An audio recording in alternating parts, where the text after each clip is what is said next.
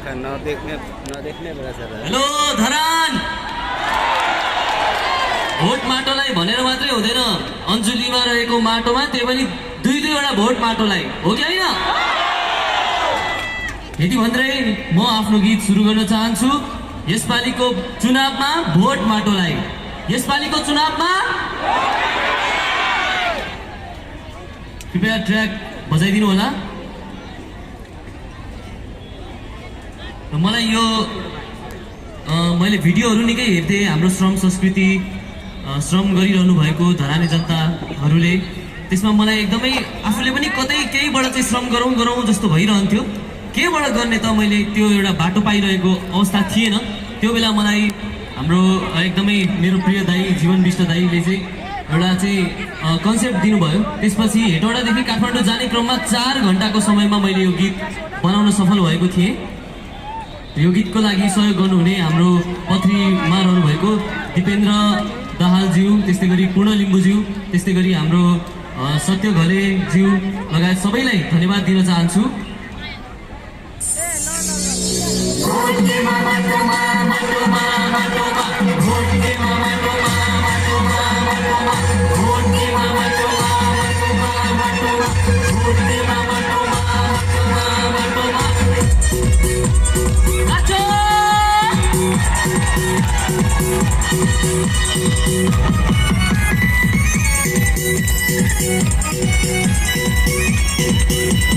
उहिलेदेखि चलिआएको भ्रम हटाउन, देश बेचेर खानेहरूको ढाड हटाउन।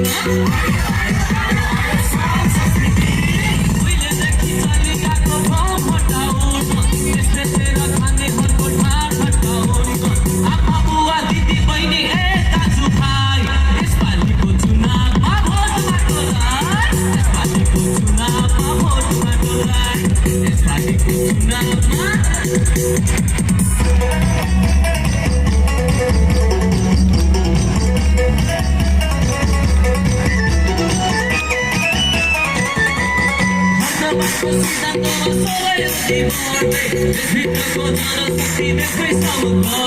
हाम्रो नेता कस्तो हो, ऐसा सन्तान जस्तो हो, जनताको सिद्धान्तमा सबै अघि बढ्दै, देशभित्रको जनशक्ति देशमै श्रम गर्दै, जेन्जी दिदी बहिनी सारा जेन्जी दाजु भाइ, यसपालिको